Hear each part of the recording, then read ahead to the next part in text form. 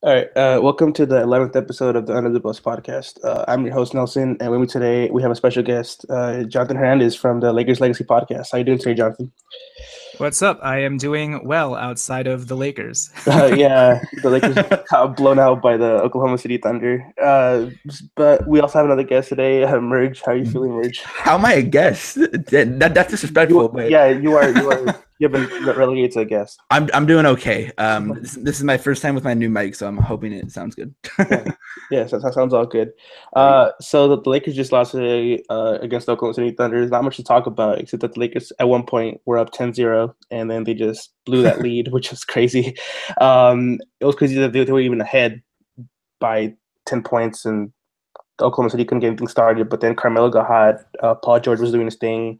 Russell Westbrook did his thing, and the Lakers ended up losing by. And Terrence Ferguson turned into JJ Redick. Yeah. And then Terrence Ferguson, a guy who played really poorly in Europe but showed a lot of promise, he just killed the Lakers shooting 3-pointers. But so there's not much to talk about as far as tonight goes. But as far as the whole team has been in general, I think it's pretty hard to argue against the idea that Julius Randle's been like the best Laker on the team.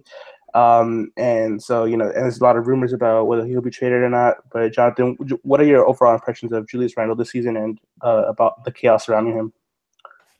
I mean, he's pretty much done everything that they've asked of him in the offseason. He has, and I have kind of been the harshest Julius Randle critic, at least on our podcast. In terms of, I thought his ceiling was a little capped just because of his decision making, because of his bad defense. He wasn't really a rim protector. Shot would come around. He had too much bully ball in him, too much dribbling escapades that he'd too much of, and getting turnovers, offensive fouls, and never really learning how to play pick and roll properly, right? So all of these things main problems the first 2 years in the league. And then this year, all of that's turned around. He has become not only one of our best role players off the pick and roll, but he has become one of our best defenders, playing small ball 5, not only being able to defend the perimeter, but also rim protect surprisingly pretty well. And I think a lot of that has to do, obviously, with his offseason regiment and him really working on his body to be that in shape. And then you even see it in the way that he finishes off rolls now, where so destructive on the rim these days, and he's so powerful when he goes up that, Julius Randle in the past, he would usually, whenever he drives or something, he'd contort his body or he'd condense it, and then he'd throw up a whack shot. But these days, he just dunks it on people, So, I mean, Julius Randle has done everything the Lakers have asked of him. Seems like the front office has predetermined, for whatever reason, that he's likely to go, regardless of what he does this season. I don't know if that's true or not. It just seems that way, the way the season has played out and the way that they have kind of minutes more so than anyone else, for sure. That's for sure. Yeah. Only averaging 22 minutes, I mean, they've gotten the most out of him in those 22 minutes, which they should be glad that his value is I think his trade value is still the highest it's ever been, regardless of the minutes, but they're treating him like a player that clearly doesn't factor into their long-term plans, which is disappointing if you think about it just from his end. But I think a lot of what's been going on with Julius Randle has, I think, negatively affected the entire team, as Andrew Bogut has said to the media. Just the overall environment and atmosphere of the locker room is a bunch of dudes that seem divided in terms of, we don't know whether we're going to be with the Lakers past this summer, and they're playing like that. The Lakers look lost. It's not only Lonzo Ball is a huge factor of why the Lakers have struggled thus far and have started losing games, in a blowout type fashion, which they didn't do at all for the first 2 months of the season. He's definitely a big part of that, but I think the larger part is still the trade deadline's coming up. Guys know that for themselves. The trade deadline actually happens before the All-Star break this year, so it's like February 8th, right? So we're pretty much just a month away, and I think guys are on edge. KCP, Brook Lopez. I mean, it's another year of this renegade type stuff where we just have a bunch of dudes who are not longtime Lakers, and you're seeing that play out. And there's not going to be, especially when Lonzo Ball's out. But I think overall the atmosphere that this has created, I mean, I don't think you really need to dissect it too much. You can pretty much see it out on the court and the way that the guys are responding to the media and whatnot. So about Randall, but yeah. Yeah, I mean, there's been a lot of stuff about Randall, and I mean, I think that his issues have affected the team, but it's been a general lump of issues like with Clarkson and with the other guys that, Yeah. and with even just everyone can be traded at this point, except apart from Lonzo, who's been like the only guy who Lakers probably are not going to touch. Everyone else has been thrown around in some kind of rumor or something like that. But Merge, me and you and Clayton talk constantly about how good Randall's been this year, and he's been awesome this year, and he's like Jonathan said, he's done everything that the Lakers could have hoped that he could have done this offseason to improve his insane shape. He's improved as a finisher, improved as a defender, improved as a rim protector. He's rebounding still great. So pretty much he's just become a really good starting power forward. But how do you feel about Randall, apart from what we've said? Well, I was never really like a guy who hated on Randall or was like overly like all over Randall, or at least not until this year, because I mean the way that he's played, at least in my eyes, has been like it's been nothing short of just a complete overhaul of what he was last year, at least on the defensive end. I mean, there's times where I'm more comfortable with him guarding people like Steph Curry and Kevin Durant on switches than I am with Brandon Ingram or like KCP guarding him, on just by themselves on isolations. But I saw somewhere that said that Julius Randle leads the league in isolations defended, which seems pretty insane because, again, he's only played 23 minutes a game. And I mean, but they switch everything when he is out there. Every single thing. He is guarding the perimeter defender or the perimeter offensive player every single time. And a lot of the times he's held his own. I mean, there were a couple.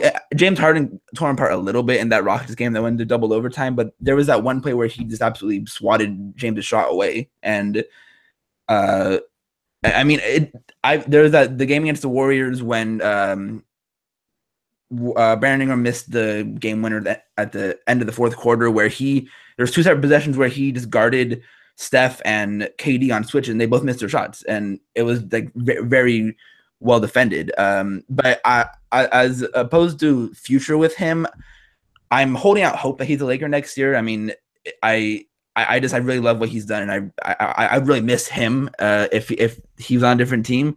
But at the same time, I feel like it might just be me being more positive about the whole thing. I feel like it's a 50-50 chance he's there or he's gone next year.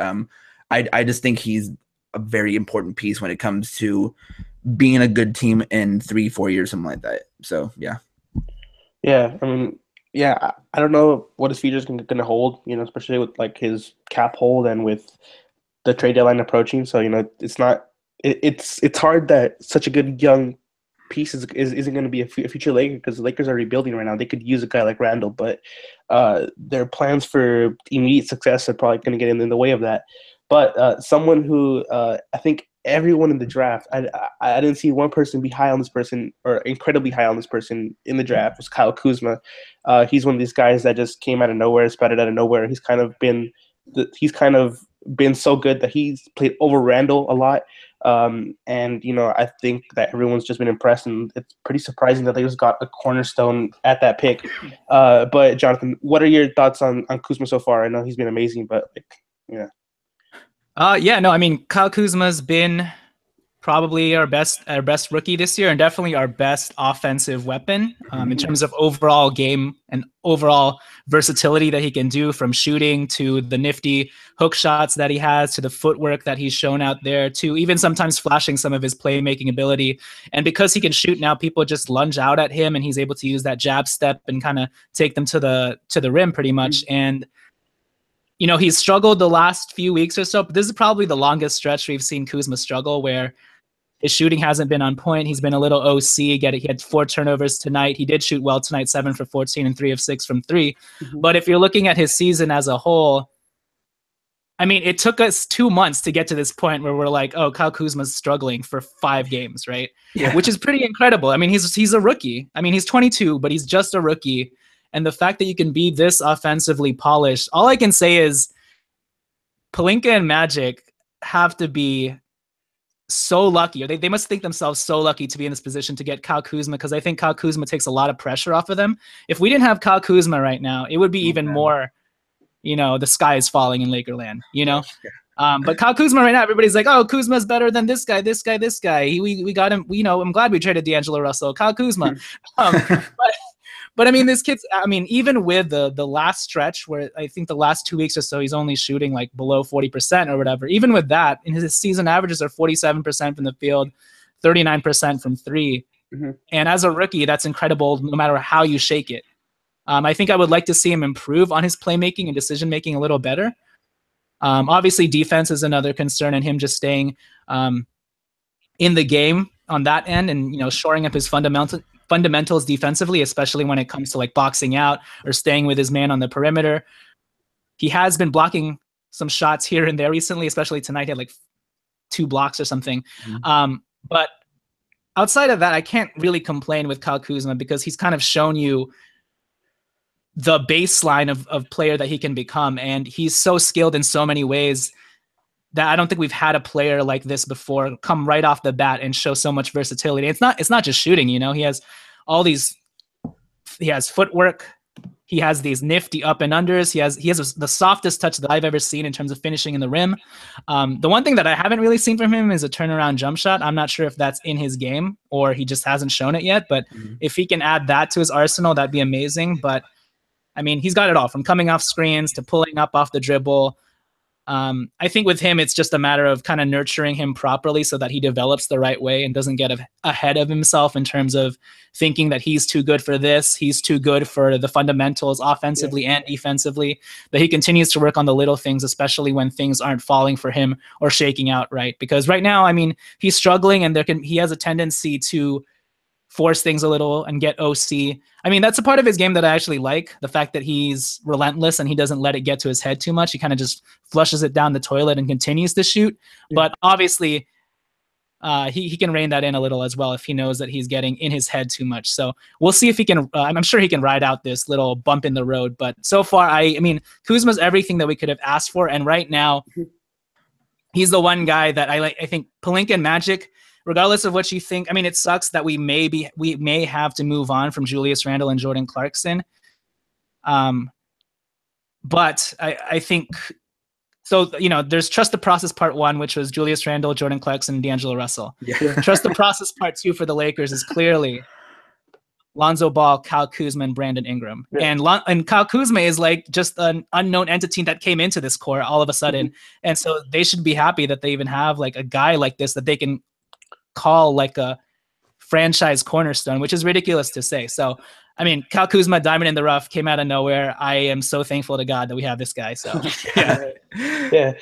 So, I think John did a pretty good job of, just playing all of Kuzma's skills. But Merge, what do you think is like his realistic ceiling at this point?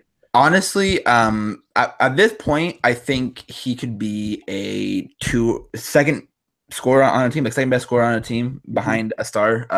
I've seen enough offensively to think I think he can be a consistent 20-point per game scorer in his prime.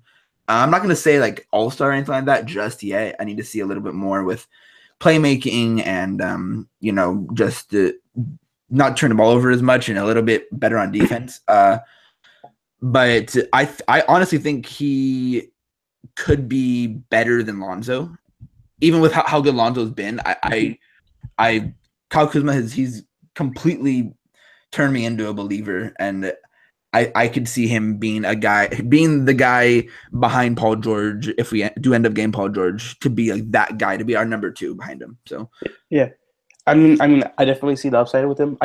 I personally worry about like the defense because he's been good on some switches, but he hasn't been like an insanely good defender. He's shown flashes of rim protection and some quick hands and stuff like that, but he hasn't really been able to put it all together and have this solid stretch of good defense so we can be like, all right, this is what we can point to him being a good defender. But offensively, yeah, he's just so polished. He can run off screens.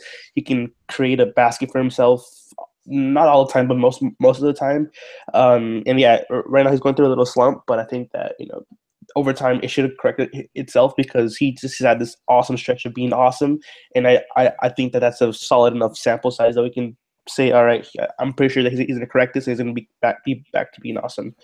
But Merge, you brought him up. Lonzo, he's been out for a couple weeks now, and his loss has been pretty noticeable. I mean, the Lakers just aren't that good without him. He wasn't putting up insane numbers.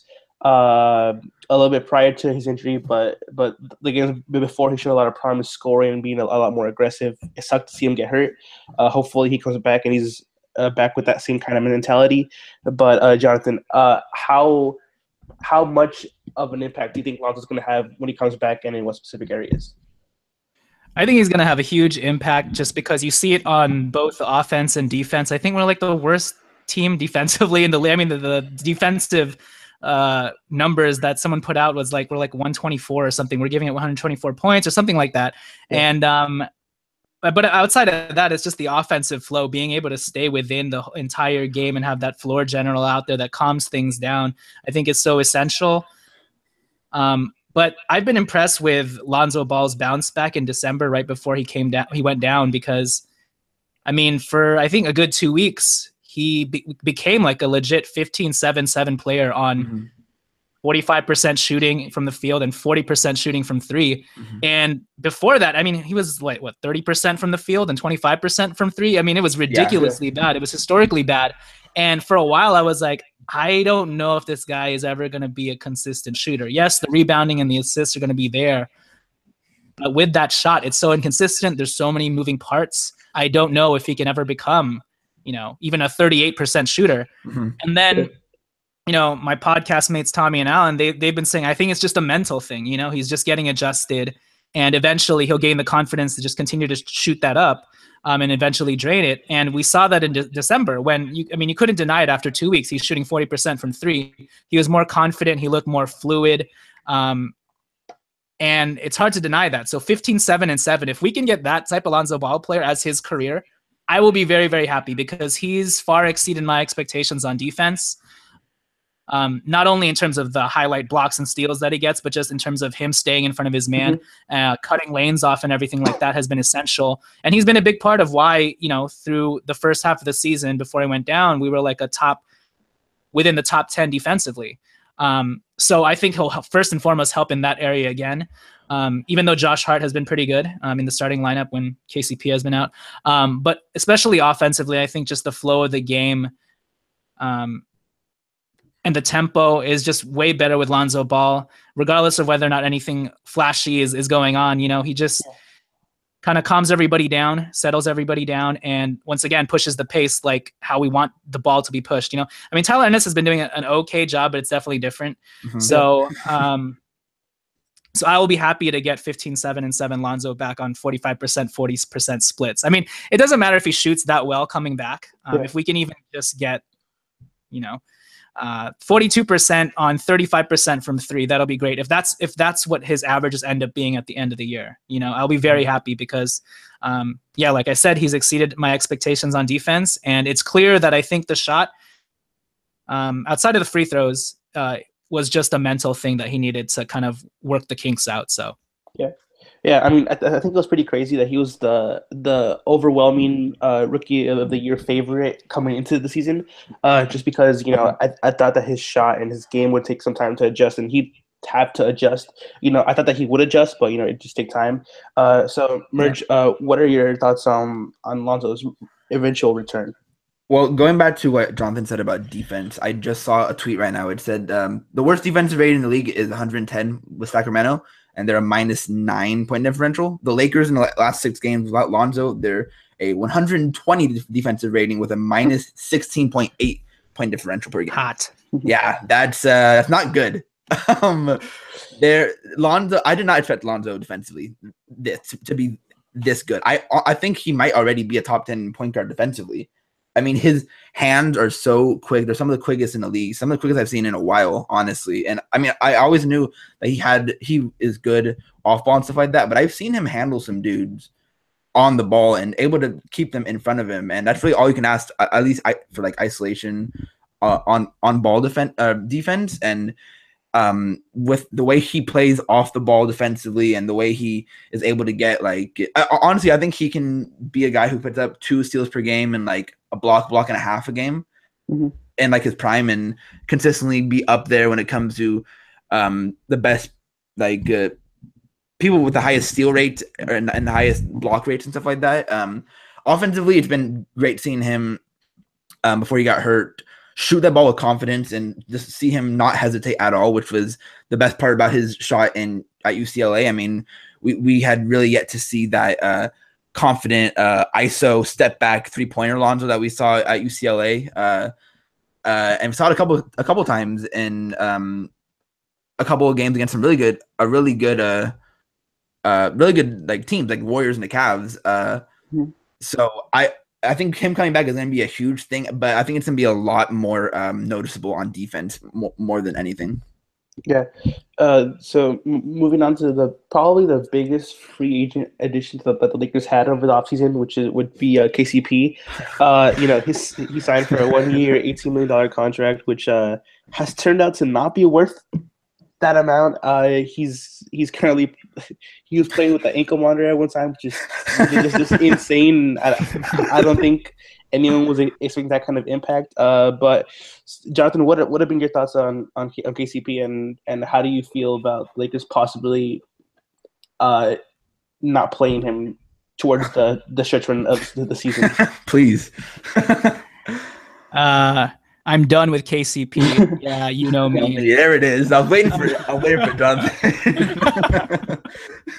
No, I mean, so first of all, at the time when it happened, obviously we were all excited. KCP was just like a 23-year-old prospect at the time. We saw the defense. I mean, when you watch the highlights, you're like, dude, this guy's athletic. He plays stellar defense. He's had games where he's hit 8 threes. And then when you get to watch him up close and personal, you're like, oh, this is why this guy has never really, broken the mold and become like an all-star. I mean, he's had what, 4th year in the league or something like that? Yeah. In the league. And now you're getting to see why there's a cap to this guy. And it mainly falls on decision-making. And, oh, by the way, he's not a good shooter. No, I mean, that's just what it is. I thought that he was a good shooter, and you kind of get fooled by those random games where he gets hot. But that's what he is. He's a streak shooter who has poor decision-making. And what he's doing right now is not – I mean, it's exactly what he's done his entire career. 13 points, like 4 rebounds, 1.5 to 2 assists on 40% shooting from the field and low 30s from 3. So he's just not a good 3-point shooter, and he compounds his bad percentages by taking ill-advised shots and swinging his legs and thinking like he's Kobe. And it hasn't been pretty. I was wrong about KCP. I thought there was potential there. I thought he was like a young guy with upside that if he really showed out this year, he could become a piece. No way, dude. Like this guy. Yeah, I mean, okay, look. I guess that's being a little unfair to KCP. He's been good, like man-to-man defense at times, and he plays really hard, right? I mean, that you can give him credit for playing hard, for fighting through screens, for diving for balls, really getting in people's grills and all that stuff. But outside of that, I mean, his contributions on the defensive end are not enough to outweigh what the crap that he does on the offense, which is hijacking the flow of the offense. So yeah, I don't know. I'm really down on KCP. I would hope at some point that they just give all the minutes to Josh Hart. I mean, we saw when Josh Hart was playing, I was so much more happy. I was happier that way. I mean, Josh Hart is who you'd want KCP to be, which is hilarious to say and sad to say, actually. Like a guy who's smart, just plays hard, knows his role, shoots the open 3, and then just plays solid defense all throughout. And KCP, for whatever reason, still has it in his head that he can hit shots off the dribble. he really thinks he can be an isolation player. He thinks he's Steph. He thinks he's Steph. Like I've seen it so many times in transition where he just launches like he's Steph. And he's not Steph. With a guy in his face and off screen, he does that thing where he'll get a screen and then he'll shoot it immediately off the screen, like he's not even looking at the basket. And I'm like, yo, what kind of shot is this? And why are you swinging your legs like you're Ray Allen or T-Mac or something? I mean, it's so frustrating. I've never been so frustrated with a guy since I don't even know, man. It's ridiculous. I mean, it's just that like when the Pistons withdrew their qualifying offer for KCP, everyone was like, why are you doing this? Like, this makes no sense. Like KCP's like, he's only like 23, 24. Like he has tons of upside. He's a wing. And then now that you get him, now it all makes sense. Now, he's he has some kind of energy on defense, but it doesn't always equate to great defense, and his shot selection is very questionable, and it messes up the flow of the offense, which is the whole point of drafting Lonzo and having Luke, and that's kind of been neutralized by KCP being there, and he's not even hitting shots, so he's not even spreading the floor. He hasn't been the guy that the Lakers hoped that they would be getting Merge. So me and Merge were fans of the signing at the time. We're like, oh, this doesn't make sense. The Pistons are so stupid. We got to steal, blah blah blah. And now it turns out like we just got like bad goods. We got bamboozled, fellas. Yeah, we got bamboozled. Yeah. So Merge, I'm pretty sure that you agree with us. So Oh no, I have a couple things to say. The peak frustration with KCP, the worst moment by far was when he tried to be Kobe and alley-oop it to himself off the damn backboard. And he throws it over the shot clock. And at that point, I just had to laugh because it was really one of the funniest things I've ever seen. I don't like it.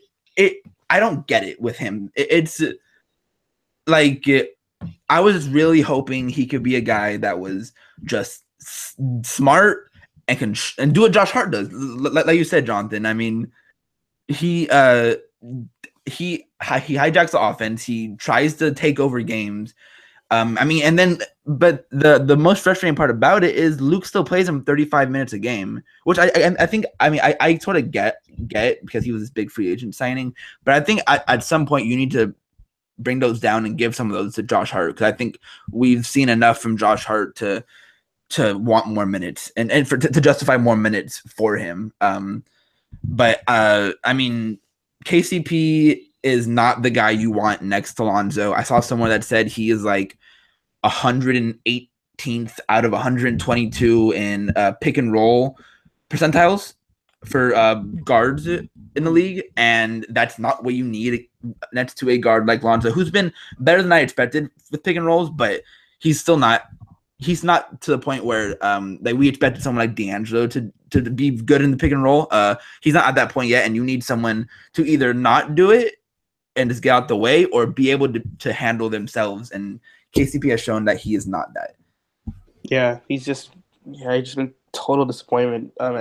Honestly, I brought it up at like the beginning of this topic, but I wouldn't be mad benching him for, like, the rest of the season, just starting Josh Hart, because Josh Hart has shown so much promise. Like, he's been the complete player as far as having the intelligence of knowing when to choose his spots and when to shoot and all that. And he's been even a better shooter than the KCP has. He chooses spots and he knows when to do what. He's more of a Swiss Army knife, which is what we thought KCP would be. Like, be like a defensive guy who could play make and create some and shoot some. But that's been more of Josh Hart, and he's been really good as a rookie. Lakers got another steal with Josh Hart, because he's been added so much value to the team. And if we would have Josh Hart, then that just mean that we'd be playing Dang and Corey Brewer more minutes, and we don't want that at all. But I think probably someone who we thought was going to be the best Laker, but hasn't. I think Kuzma and Randall have been better than him. Brook Lopez, who was brought over with the D'Angelo Russell trade, he's been about what I expected from Brook Lopez. He scored, he's protected the rim at some. I think that he's probably a candidate to be traded, in my opinion. But Jonathan, what are your thoughts on Brook Lopez? And he just came back, so he hasn't really had time to adjust and all that. But what are your thoughts on him? So as far as the whole season goes. I was wrong about Brook Lopez. Like you said, I thought he was going to be one of the best Lakers, and I thought he was going to average 20 points. Just because I was with you on that one. Yeah, I mean, he's our best offensive arsenal, has the most versatility in terms of not only shooting the ball, but he has like a myriad of post moves, and I thought the faster pace would help him get even more points. But I mean, it's clear that one, he's also not a shooter like KCP. And for some reason, he thinks he's Kevin Love after one season of hitting 1.8 threes, which is very impressive as a big, and shooting 35%. He has deemed himself Kevin Love and decided to just fire up every shot in the world. And I'm just like, you're not a shooter, dude. I mean, you can shoot it sometimes, and that's great that you have that ability and versatility. This year, he has made it 50% of his offense, and actually maybe like 70% actually. So when you have Brook Lopez acting like he's Ryan Anderson or Kevin Love out there, I mean, you can't really do anything. And then on top of it, I mean, he looks slower than he ever has before. I mean, if you can even say that. And what he provides in terms of, the low post scoring is very, as skilled as he is, it's still a very old school type of basketball. That's Okafor ball.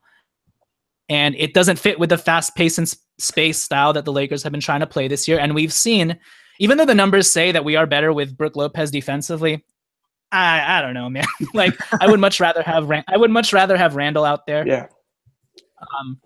Because look, sometimes Randall gets punked, but that's fine. I mean, in terms of pushing the ball and just rolling, I don't know. Brook Lopez has, to me, it sucks because he's just another one of these like renegade type players who, and you're just like, all right. I mean, I'm actually glad that Luke Walton's only playing him 22 minutes because you'd think if this was Byron Scott, this guy would be getting at least 32 minutes, right? I don't think Luke, I don't think Luke gets enough credit for that, for only playing this guy 22 minutes, an all-star center. And Brook Lopez is a legitimate all-star, Yeah. That said, I'm glad that he's lessening his minutes. It sucks that I didn't think he would have the impact that we're expecting. I mean, there was even some conjecture that if Brook Lopez did well enough that he could be like the center that comes back on the qualifying offer on a revamped Lakers team, right? But at this point, I'm like, no thanks, dude. Let's just get some other random young center who can rim protect and run. Free Thomas Bryant. Sure, yeah. Let's just like green light Thomas Bryant. And I've seen enough from Brook Lopez, unfortunately, this year to say he doesn't fit in the new era style of play. The only place I see him really fitting is like, San Antonio, and because they know how to somehow use slow type bigs like Brook Lopez.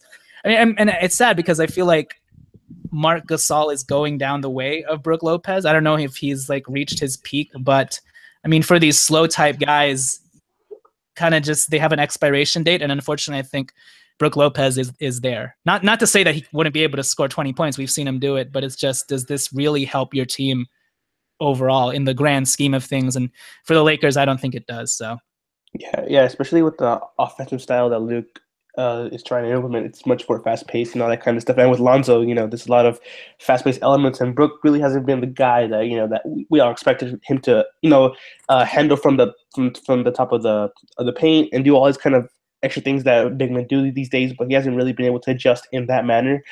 He hasn't been able to. Well, he's not really that much of a modern center. He's kind of like sluggish, and just how Jonathan put it. But Merge, what are your thoughts on Brook, and how do you think the Lakers are going to handle them going forward? I think with Brook, I mean, I would love to trade him, but I don't think he gets traded. It's the point where I just don't like it when he's out on the floor. I mean, the thing that he does that like bothers me the most is he has those really weird floaters in like 11 to 15 feet that look like the worst things in the world, but somehow they go in, and I don't know why it just bothers me so much. and that, I mean, he is just, like Jonathan said, he's not fit. He's not a good fit for the team. I mean, he can shoot, and he had a couple games at the beginning of the season where he like put up like 20 to 30 points, and he made like 5+ threes, and that seems like such a long time ago. When it was like a month or two ago, and it's I'd much rather play Julius or give someone like Thomas Bryant or Zubac a shot. I mean, if we're looking for a big who can stretch the floor, I mean, I've watched most of Thomas Bryant's G League games. I know it's G League, but I think he's playing making like almost 3 a game on like 45+ shooting from behind the line, and he's one of the better pick and roll guys down there. So I mean, if you're looking for someone like that, then just try Thomas Bryant at this point. I mean, we're not gonna make it to the playoffs. We need to see what we have in these guys and see if these guys are worth keeping in the future. I think you're right on that one. I think Thomas Bryant should really be a guy that should be getting minutes, in my opinion. I think that he's probably like the one guy that he's young, and I get it, and he's had but he's shown enough in the D League, in my opinion, for him to justify getting some more minutes, because he's shown much more modern qualities from big men than anyone on the Lakers roster really. So I kind of want to talk about one more guy, probably Jordan Clarkson. He's been a guy that caught me by surprise because I was kind of done with Jordan Clarkson. I was like, we really have to unload him. But he's been surprisingly really good this year. He's been improved decision making, scoring, shooting. He's probably much just revamped his entire game. His defense still, it isn't good, but he's a bench guard at this point, so his defense isn't really that important. But he's really stepped it up in a major way. Sadly, he's at a rough stretch where he's kind of regressed more, and that's kind of made it a little bit more urgent for Lakers to trade him before his value slides more, in my opinion. Back to where it was. Back to where it was. So, Jonathan, what are your thoughts on Clarkson and how hard what chance do you give it that the Lakers end up trading him? He is like 97% gone for sure. Yeah. He'll be gone trade deadline. Yeah, and no, I mean, I was very impressed with Clarkson's start too. I mean, this is the most efficient he's ever been. Right now, he's only shooting 45% and 34% from three. But at the beginning of the season, that was more like 49% and 39% from three, which is ridiculous. In 6 less minutes than he played last year, he's putting up the same numbers that he's put his entire career, pretty much a 14-3-3 type of guy. And like you said, better decision making. All he went out there to do was do the Lou Williams stuff that we wanted him to do, but in a more controlled fashion and less frenetic OC type way. But I think in this last stretch, for whatever reason, and maybe it's the trade deadline stuff getting to him or whatnot.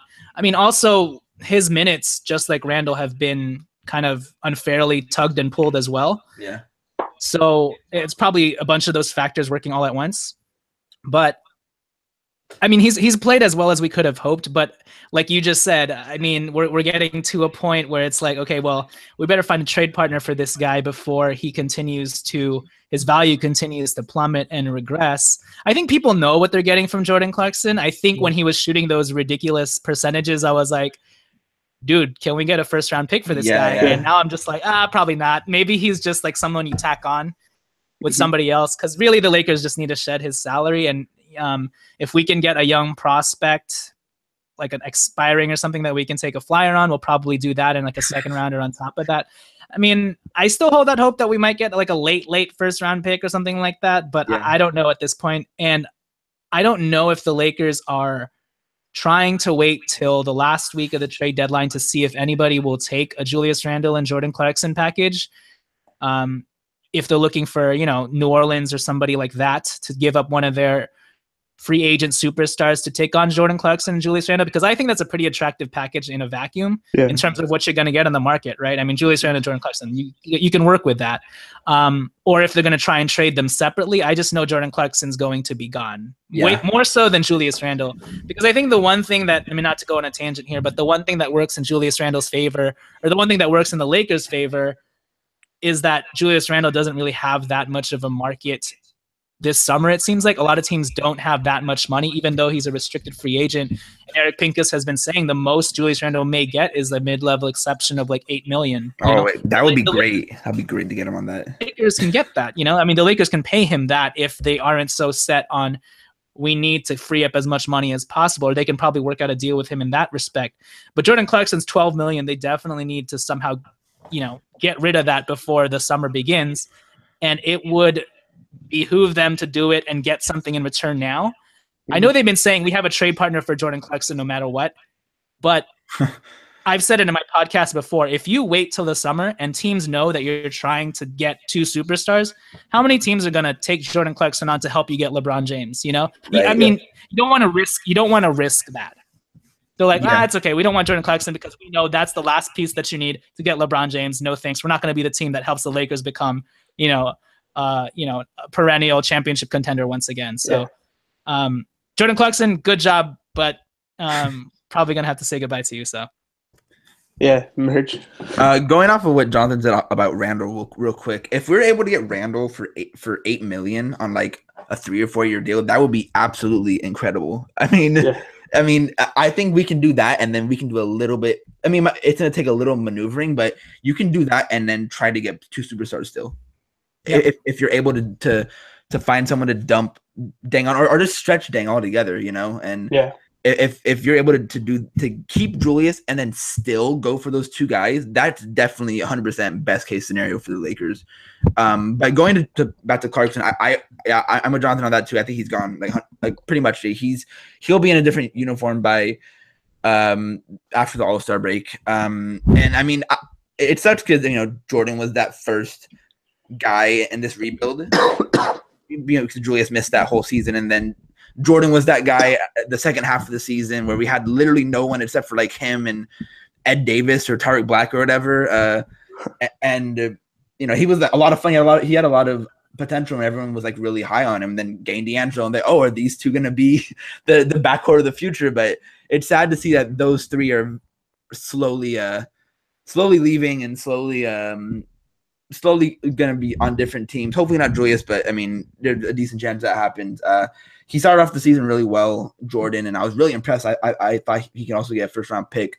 At this point, I think if we can just get somewhere from like 30 to 40, I think at that point, the Lakers scouting department is that good that a 30 to 40 can be a first-round pick for the Lakers because they have hit everything since Jordan Clarkson, except for Anthony Brown. That was the only guy they haven't hit, but about 7 other guys they've really hit on. And even though we traded D'Angelo's still a really good player, and he's a guy that we hit on. And if we had drafted Okafor over him, it would have been much, much worse. But if we can get someone like that for Jordan Clarkson, or try to get something like Clayton's gonna be happy with this one, Mario Hezonja, on an inspiring deal. He's been playing a little better recently, and he's just a guy that you can have a flyer on, and hopefully he can be a shooter off the bench, an athletic, wing shooter off the bench. Someone like that, or just getting a 30 to 40 pick in the draft would suffice for me as well. But yeah, I think he's all but gone. Yeah. Sadly, I think he's probably gonna be gone too. But I mean, I think it's fine at this point. He's just a bench guy who's had an integral part of the core going forward. I don't really know what his role is exactly, in the playoffs as far as how much impact he'll have on the playoffs if Lakers ever, make that run. Mm-hmm. But I think that we've done a good job of recapping all the guys. I think the most important question around this front office, because this is what's going to make or break the Lakers front office and pretty much the whole plan that they've installed last offseason. It's pretty much the Lakers need to get 2 superstars and also somehow fill the roster with some other valuable players. So, Jonathan, how likely do you think that the Lakers will be able to get those 2 superstars, and who are the 2 most likely names at this point? I have 0 expectations this summer. I've had so many expectations the last few summers. And this summer, it's just kind of, I just hope we don't sign someone stupid. I mean, that's it. If we can do that, then we did okay, because we still have Lonzo Ball, we still have Kyle Kuzma, we still have Brandon Ingram. I think that we max out Isaiah Thomas, man. I mean, we might, right? Isaiah Thomas and Carmelo Anthony, here we come. But I'm still holding out hope for, I mean, it's always going to be LeBron James, Paul George, DeMarcus Cousins, those 3 type players. And then from there, there's a tier down of like DeAndre Jordan. And yeah, maybe Isaiah Thomas after that, so there's not really a lot to pick from. I think a lot is going to be determined for us this trade deadline in terms of, well, are we really clearing up that cap space now? How sure are we of these deals to whether we trade Jordan Clarkson and Julius Randle? Mm-hmm. Are we able to also get like a first-round pick? So, I mean, not to go on a tangent again, but if we trade Julius Randle at this point, we better be getting a first-round pick. Yeah. And I'm not talking about a late first-round pick. We better be getting a first-round pick because Julius Randle value is really high. Mm-hmm. And if we just trade Julius Randle to get rid of him and get rid of his cap hold, I will be very, very disappointed. Mm-hmm. I don't even know if like a first round pick is worth it, but this upcoming draft is pretty deep. Yeah, it is. I've heard. And to have a first round pick in this draft would be pretty valuable again. And that would probably, help us out if we strike out in free agency again. But in terms of free agency, yeah, it's going to go LeBron James and Paul George would be the most ideal scenario. There's a part of me that wants the Paul George and DeMarcus Cousins scenario, just because I feel like LeBron James is a bit of a cheat code. Yeah. And I feel like Paul George would be more like he would be able to all of a sudden come into LA with these young guns and, take the charge pretty much. And he'd pretty much be our Shaq, right? So if we're comparing this to the Kobe Shaq Lakers, Shaq is the free agent that we got.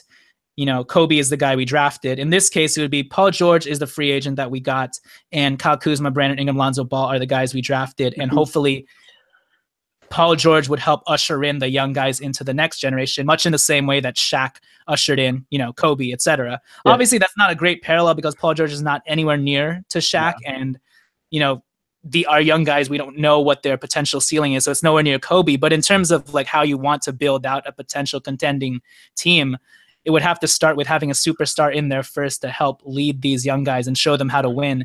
And hopefully it'll be Paul George. So I think that's why I like the Paul George and insert all-star big scenario.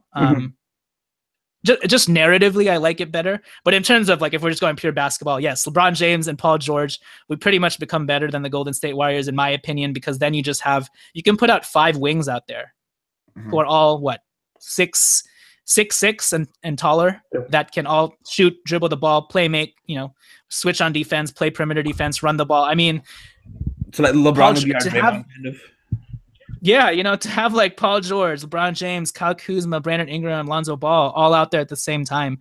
It's just a bunch of length, a bunch of versatility. You don't need a center. You don't need any traditional anything, actually. So I think that's why that would be the best scenario. I'm not expecting it to happen. There have been scenarios thrown about, if we keep Julius Randle, would that still be enticing to LeBron James if we could get Nerlens Noel to be our center? I don't know. I personally think we could still probably hang with that. I mean, if you have LeBron James, you can hang with anybody, right? And if Nerlens Noel is healthy, then you probably have a team right there.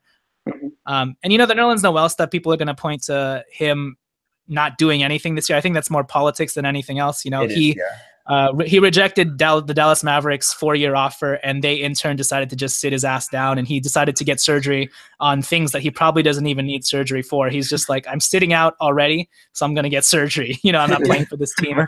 Anyways, so with that said, yes, I would like LeBron James and Paul George. Please. Yeah, I mean, I would also love LeBron. I mean, who wouldn't love LeBron? But I have trouble picturing a scenario for which LeBron's like, yeah, you know what? I'm going to bypass all these other teams that are like so much better than the Lakers. And I'm going to go to the Lakers, the team that, although like Lonzo, Ingram, and Kuzma would be a really, really good core to start off with. I just don't think LeBron's at an age or at a point in his career where he's like, all right, I'm gonna help this rebuild, because he might play until he's 50, because LeBron's superhuman. But LeBron's a robot, man. It's ridiculous. Yeah, but I don't know if he's ready to waste this extended prime on helping the Lakers rebuild his team. Although there's a lot of financial incentive and all that kind of stuff. I just have trouble picturing a solid reason for why. All right, this is the reason right here for why the Lakers are why LeBron's going to go to the Lakers. Sorry, can I jump in real quick on the LeBron point? Yeah. So I think the only reason why, and this is why I think the Lakers are pushing so hard to have 2 max slots freed up. Because yes, I agree with you. I don't know why LeBron would want to come with Brandon Ingram, Kyle Kuzma, et cetera, as promising as those players are. But if you can present LeBron with a scenario where he can pick superstar teammate X, then that becomes totally different, because who's his superstar teammate in the Cavs right now? Isaiah Thomas? IT. Yeah. I mean, yes, there's chemistry there and it's fine. But if you can tell him, hey, you get to build your own team, just hook up with, talk to DeMarcus Cousins, talk to Paul George, and then who cares what the surrounding pieces are? It just so happens, that surrounding pieces are a bunch of young guys with potential on the Lakers. For LeBron, it's almost secondary who the complementary pieces are. But I think that's why you see the Lakers pushing so hard to be like, we have 2 max slots open for sure, and you get to pick your teammate X. The problem is he going to be able to do that? And will there be, back channels working, during the summer of guys talking to each other and all that stuff? That still remains to be seen. I will say the Lakers have never actually had 2 max slots open, even though in the past, if you remember, the summer of 2013 or 14 or whatever, Mitch Kupchak was always saying, we are going to have 2 max slots open. And then they re-signed Kobe for $23 million. And I think that was the Melo. And I was like, that was the Melo year. Yeah, that was the Melo year, and I was like, oh, I thought you meant 2 max on top of Kobe. I didn't know Kobe, 33-year-old Kobe was going to be, or maybe 34-year-old Kobe was going to be one of those max players. Like, that's not going to help us, So, but this year, you can legitimately say, I mean, if they maneuver things right and, clear the cap books, we have 2 max slots. So I think that's my only positive silver lining this year, where if they're actually able to clear those books, they'll be in a position that they've never been in before, right? Yeah. Where they legitimately have 2 max slots. They can get 2 superstars for sure. And then on top of that, they have like a young core to go with it. So at least contextually, the Lakers have never been in this position. Now, whether they can actually pull it off and pull the trigger on that and execute it properly, I don't know. That's up to Pelinka and Magic, and the verdict is still out on both of them. So yeah, I mean, they also have the option of, if push comes to shove and LeBron wants to acquire another piece, but not via free agency, but instead via trade, I think that you could see them try to move maybe an Ingram or maybe a Kuzma, one of those 2 wings. Lonzo probably not, because Lonzo's probably the most luxurious piece, but I think that either Kuzma, Ingram, or Randall, if they still have him, or move some kind of pieces so they can get some other veteran guys that LeBron also wants. Like if LeBron says, I want... Kind of like their Chris Bosh, kind of, right? Yeah, let's say LeBron wants Clint Capella for some reason. Lakers can kind of offer Ingram and like every single first round pick that they had to offer, and I'm pretty sure that the Rockets will probably say yes to that. So or Klay Thompson, or Bradley Beal. I'll say Klay. Yeah. I think the Lakers have enough valuable wings to where they can pull something off like that. But Merge, what are your thoughts on free agency and the Lakers' future? I think I might be setting myself up for failure, but I feel like Paul George is a Laker. Like at this point. And I going through Twitter right now while we were doing this, like Paul George even complimented the young guys after tonight's game, and I don't like. There's just way too much smoke for me to not think that he's gonna be a Laker. Besides Paul George, I don't think we get anyone else. I would love LeBron. Obviously, LeBron's one of the greatest players of all time. I'm sort of iffy on Boogie. I still feel like he's kind of a good stats on a bad team type of guy. I mean, the Pelicans aren't necessarily like in a great like spot from roster construction wise. I mean, it's really him. It's really Boogie, AD, Drew Holiday, and like Rondo or something like that, or Ian Clark. All right, Rich. I'm going to play some DeMarcus Cousins defense right here, because I think DeMarcus Cousins has been outworldly. Like, he's been insane this season, and although I mean, you can't blame it on the team being bad, but I mean, like, it's not his fault that the GM can't get any wings on the Pelicans. No, I know. I get it.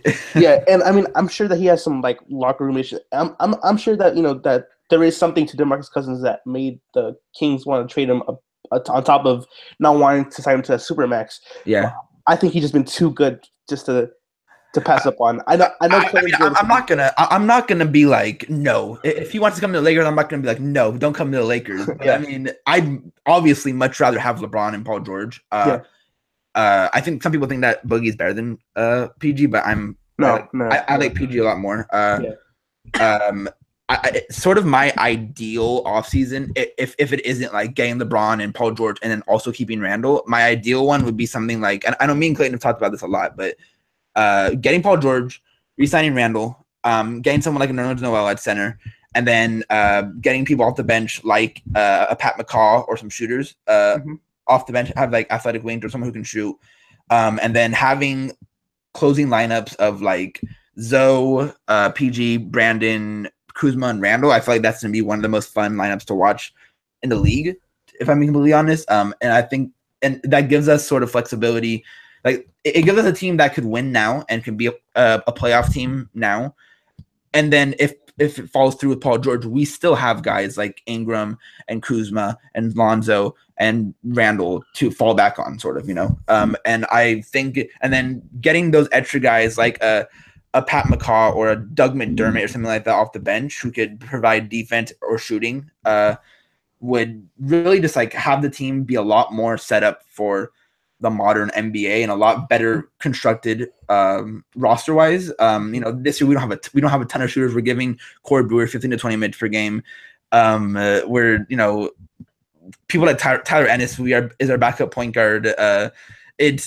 it's not the best setup, and I think it would probably be a lot better to have someone behind Lonzo that's more of a vet, or someone that isn't Corey Brewer that can actually shoot. But that's sort of the that would be best case scenario. That isn't keeping Randall and getting Braun and Paul George. But I feel like Paul George is the Laker. I don't know why. I feel like there's like an 80-90% chance he'll be in purple and gold next year. Yeah, and I think getting Paul George is a franchise-altering acquisition, just because like it just sets the course for Lakers to have immediate success the following season. Like the Lakers, it's like almost impossible for them to be bad, because like they're gonna have this cornerstone player and these that Lonzo's gonna take his second year leap probably, and Kuzma's gonna take that leap, and Ingram's gonna take another leap, and hopefully Julius is still around, so he's gonna take another leap, and Josh Hart's gonna improve. So these young players will improve.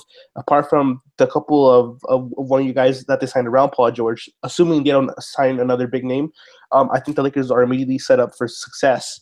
The rest of the success depends on what they do with future draft picks and how they maneuver, and how free agency the following year goes with. Klay Thompson's going to be a free agent next year, right? Yeah, Klay Thompson's a free agent next year. Yeah. He's the guy I can definitely see being in Laker rumors next year. Yeah, so if they can get a guy like that the following year, then the franchise is suddenly in a different direction. But it all really stands on them signing one guy this year. Like they have to sign at least one guy. They can't, even if they don't sign the two, then I'll still be like, all right, I'm still gonna give the front office an 8 because they got. That one, yeah, they got a superstar. Like that's all that mattered at this point. They did all this to get at least a superstar. If Lakers can get that, I think they'll be in pretty good shape. Yeah. So Jonathan, what do you have coming up in the future? So we've been on a bit of a hiatus, but you can follow us on Twitter at Lakers Legacy Pod. We are going to be talking to one of Brandon Ingram's he used to cover Brandon Ingram while he was in Kinston, North Carolina, while Brandon Ingram was in high school. So his name's Junius Smith. That'll be coming up on our next episode. Should be pretty cool just to get that added perspective of the roots that Brandon Ingram grew up in, the environment and culture that he grew up in.